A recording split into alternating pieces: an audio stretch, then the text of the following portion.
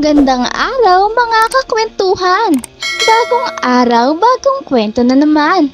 Kwentong siguradong mapupulutan ng aral at magbibigay inspirasyon sa buhay. Sa araw na ito, atin nang pakinggan ang kwentong pinamagatang Itim na Pusa.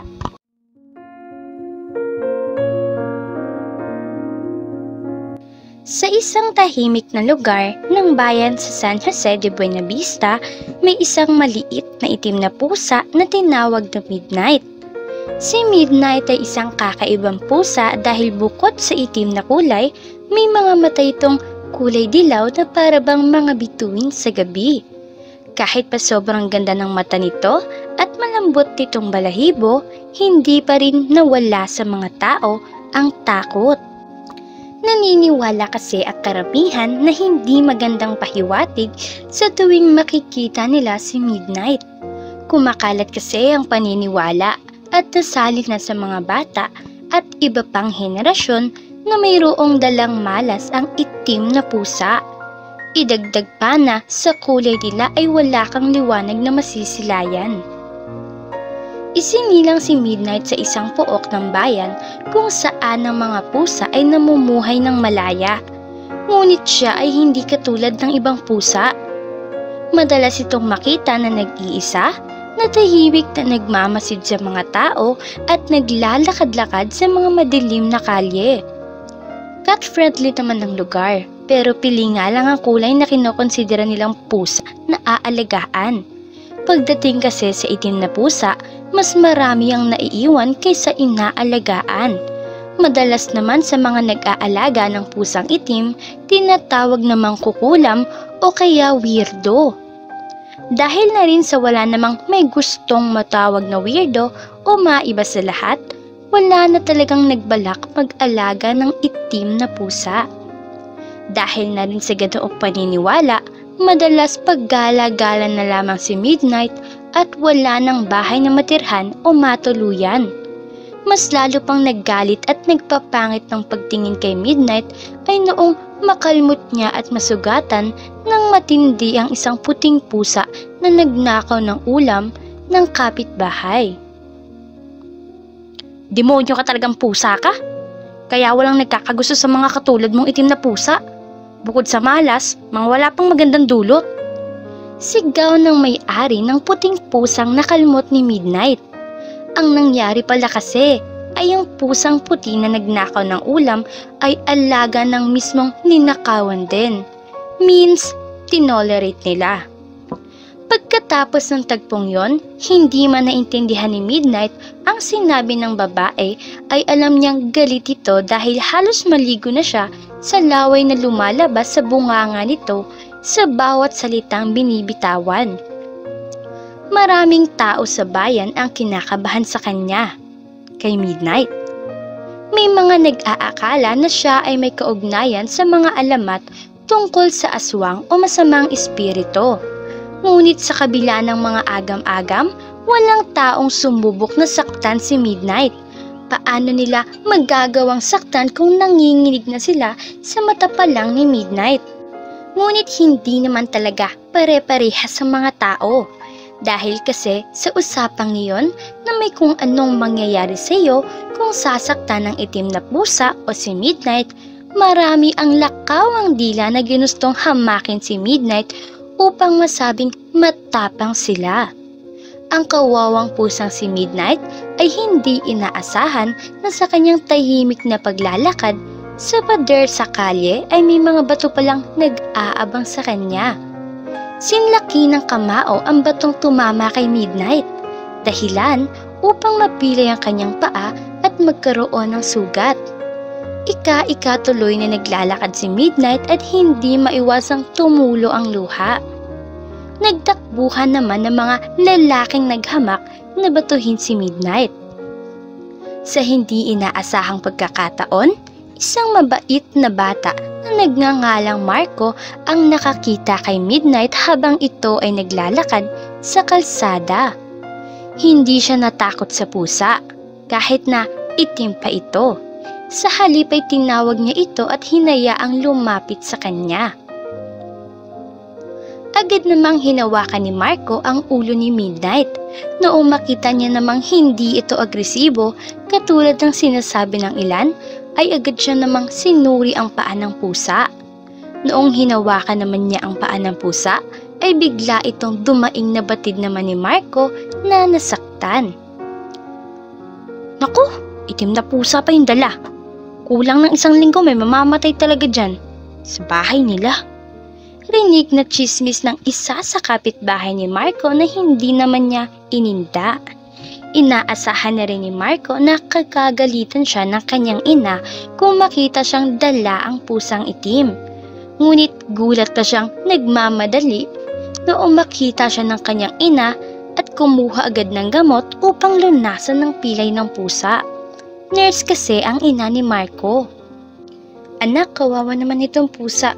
Napakasama talaga nila. Hayaan mo, aalagaan natin siya ng mabuti. Wika ng ina ni Marco sa kanya. Anong magandang pangalan niyo, ma? Tanong ni Marco sa ina habang dahan-dahang dinadaplisan ng betadine sa bulak ang paa ng pusa. Katulad ng gabi, ang itim ng balahibo niya. Midnight na lang. Agad namang masayang tinawag ni Marco si Midnight ng paulit-ulit habang sa huling gamutan ay pinaikutan ng ina ni Marco ng bandage ang paa ng pusa na si Midnight. Ngunit dahil sa nabuhay si Midnight sa labas, hindi talaga nila maiwasang hindi mangamba sa tuwing aalis si Midnight at uuwi din kapag sapit ng gabi. Kita din nila noong tumalon si Midnight at tila tumango sa kanila na nagpapasalamat ito. Masaya at tagus sa puso ang pagmamahal na ibinigay ni Marco at ang kanyang ina kay Midnight. Malakas din ang trip ni Midnight dahil mas ninais itong manatili sa labas kaysa sa loob ng bahay na tinutuluyan nila Marco. Kaya naman tuwing kakain ay hinahatiran pa ito ni Marco sa labas. Hindi nagtagal nagkaroon sila ng magandang ugnayan ni Midnight at ramdam ni Marco na mahal din siya ni Midnight. Ngunit isang gabi, hindi nila inaasahan na mawawala si Midnight. Hindi kasi sinasadyang masigawan ni Marco ito dahil sa nabasag nito ang base na binigay pa sa kanya ng kanyang crush noong exchange gift noong Christmas party. Nang malaman ni Marco na nawawala ang kanyang kaibigang pusa na si Midnight, hindi siya mapakali. Ilang gabi na siyang nag-aalala at naghahanap sa buong bayan. Tawag ng tawag sa pangalan ni Midnight ngunit walang anino ng pusa na nagpapakita. 1 linggo ang nakaraan nang mawala si Midnight. Ipinagtapat ni Marco ang kanyang kalungkutan sa kanyang mga kaibigan. At sila naman ay nag-volunteer na tulungan siyang maghanap. Nag-post sila ng mga litrato ni Midnight sa buong bayan at sa mga sosyal na media. Inalok din nila ng premyo na sino mang makakapagbigay ng impormasyon na makatulong sa paghahanap ay kanilang gagantipalaan. Ngunit pinagtawanan lang siya ng iba dahil wala daw kahit sinong gugustuhin maghanap kay Midnight dahil malas lang daw ang dala nito. Hindi pa rin tumigil si Marco sa paglilibot sa buong bayan.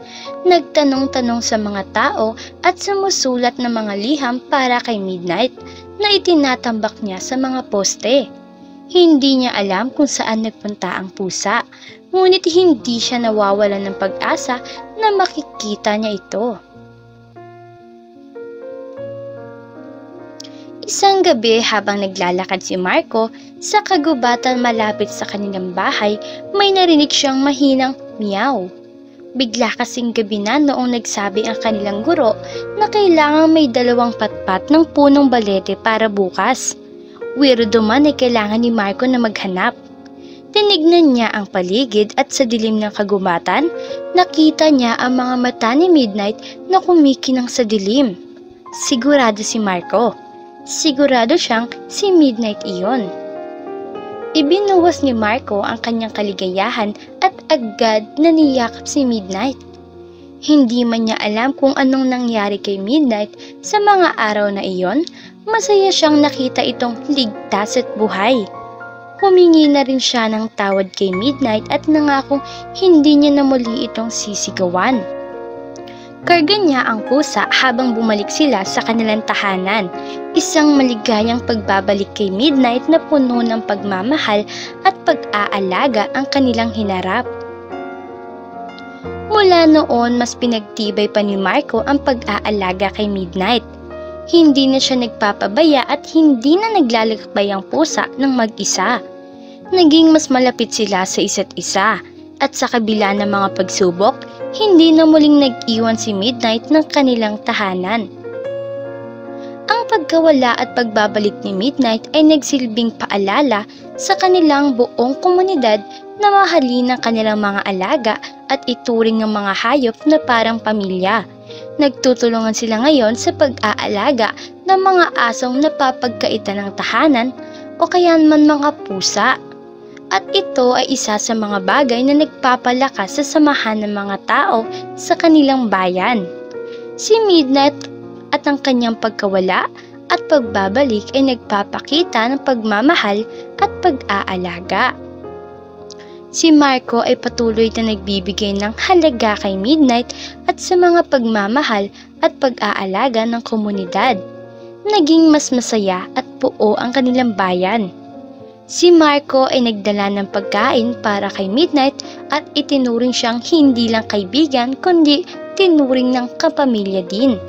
Ipinagtanggol siya ni Midnight sa mga taong naisaktan at tinulungan ng mabawasan ang takot ng iba sa mga pusa. Minsan habang naglalakad sina Marco at Midnight sa gubat malapit sa bayan, nakita nila ang isang pusang may sakit. Hindi sila nag-aatubiling tulungan ito. Sa pangangalaga ni Marco at sa tulong ni Midnight, unti-unti itong gumaling. Mula noon naging malapit na magkaibigan sina Marco at Midnight. Madalas silang magkasama at sa tulong ni Midnight, naging mas marami pang mga bata sa bayan ang nagkakaibigan ng mga pusa. Natutunan nilang hindi dapat katakutan ang isang pusa base sa itsura nito. Ang ugali at pag-uugali ng hayop ang tunay na dapat tignan. Sa maliit na bayan na kinabibilangan ni Midnight, maraming kwentong nagsasaad ng kanyang kabutihan at katapatan. Isa sa mga kwentong ito ay tungkol sa kanyang pagligtas sa isang nabitin na aso. Isang maulan na gabi kasi na iyon, habang si Midnight ay naglalakad-lakad sa labas ng kanilang bahay.